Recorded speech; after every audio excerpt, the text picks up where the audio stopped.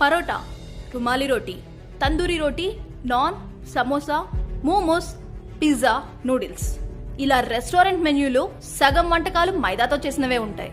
అయితే డాక్టర్లు మాత్రం మైదాను వైట్ పాయిజన్ అని పిలుస్తున్నారు. నిజంగానే మైదా పిండి ఆరోగ్యానికి హానికరమా? ఇప్పుడు తెలుసుకుందాం. మైదా గోధుమలతో తయారైనప్పటికీ తెల్లటి రంగులో చాలా మెత్తగా ఉంటుంది. అలా ఉండటానికి దానిలో బెంజోయిల్ పెరాక్సైడ్, అలోక్సాన్ వంటి రసాయనాలను కలుపుతారు. ఈ రెండు రసాయనాలు కూడా చాలా ప్రమాదకరమైనవి. బెంజోయిల్ పెరాక్సైడ్ ని ఎక్కువగా హెయిర్ డైలలో వాడుతూ ఉంటారు. దీంతో తయారు చేసిన పదార్థాలను తినడం వల్ల భవిష్యత్తులో అనేక సమస్యల బారిన పడే అవకాశం ఉంది. అందుకే మైదాను తెల్లటి విషమని పిలుస్తారు. పౌష్టికాహార కోణం నుంచి చూసినా కూడా మైదా తినడం వల్ల ఎలాంటి ఉపయోగం లేదు. దీన్ని ప్రాసెస్ చేసి తయారు చేస్తారు కాబట్టి ఫైబర్, విటమిన్లు, ఖనిజాలు వంటివి ఏవి దీనిలో ఉండవు.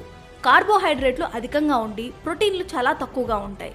అందుకే మైదాతో చేసిన ఆహారాలు తినగానే రక్తంలో చక్కెర స్థాయిలు పెరుగుతాయి. ఇది రోగనిరోధక శక్తిపై ప్రత్యక్షంగానే ప్రభావం చూపిస్తుంది.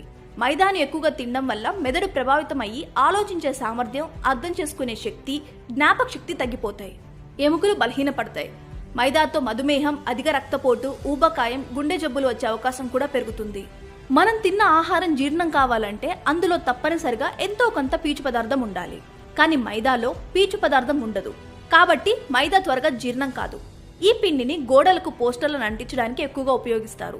ఎందుకంటే అందులోని జిగురు పోస్టర్లు గోడకు గట్టిగా అంటుకునేలా చేస్తుంది. మైదాతో చేసిన పదార్థాలను తిన్నప్పుడు కూడా అవి మన పేగులకు అలాగే అతుక్కపోతాయి. దాంతో వాటిలో క్రిములు ఉత్పత్తి అయి ఇన్ఫెక్షన్లు కలగజేస్తాయి. అవి ముదిరితే క్యాన్సర్ లాంటి ప్రాణాంత వ్యాధులకు దారితీస్తాయి. మైదా పిండి వల్ల కిడ్నీలో రాళ్లు కూడా ఏర్పడతాయి. అంతేగాక మహిళల్లో బ్రెస్ట్ సంబంధ సమస్యలు ఉత్పన్నమవుతాయి.